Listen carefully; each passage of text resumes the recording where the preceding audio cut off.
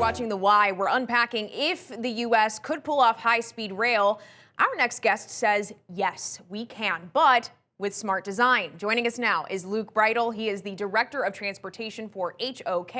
The global architecture, engineering, and planning firm has designed some of the country's newest rail stations that could one day also be home to high-speed trains. Luke, I want to thank you for being here, and I know you've mentioned how transportation facilities are city shaping. What do you mean by that? It's one of those buzz phrases, isn't it, that designers use. You know, in the past, the focus on transportation was primarily about functionality and so the mechanics of on-time performance. It was about running trains and less about people and people-centric design. But now we know that transportation stations play an integral role in issues of sustainability, in equity, and in development. And when designed well, a high-speed rail station can become, central to shaping the very fabric of a city, because the architectural significance and the scale of a project like a high-speed rail station, similar to, say, an airport or a stadium, it really has the potential to impact the surrounding neighborhoods and inform the architectural framework of a city.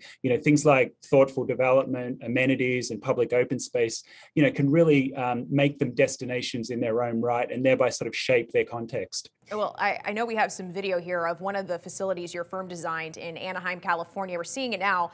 It's designed to fit California's high-speed rail plans, but one criticism is while high-speed rail will cut emissions, construction would emit pollutants. So how does design factor into high-speed rail's promises of sustainability?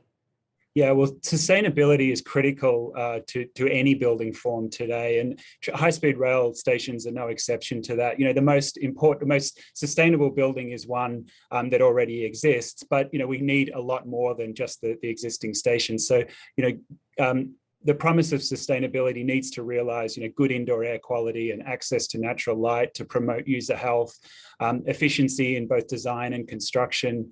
The building systems that are used to operate the facilities need to be energy and resource efficient. And we need to keep an eye towards the reduction of pollution, obviously. But it's interesting to note, too, that by the time that high-speed rail is realized in the United States, the stations themselves could actually be designed not only to minimize the impact on the environment, but to actually give back through regenerative design principles. And so, they can reduce energy, they can produce energy, they can clean the water, reuse, or reduce waste and so forth. And, things like biophilic design elements, so living walls and green roofs, they can also be integrated to reduce or probably to improve wellness of the visitors as well. Luke Bridle, Director of Transportation for HOK. We appreciate your insight. Thank you.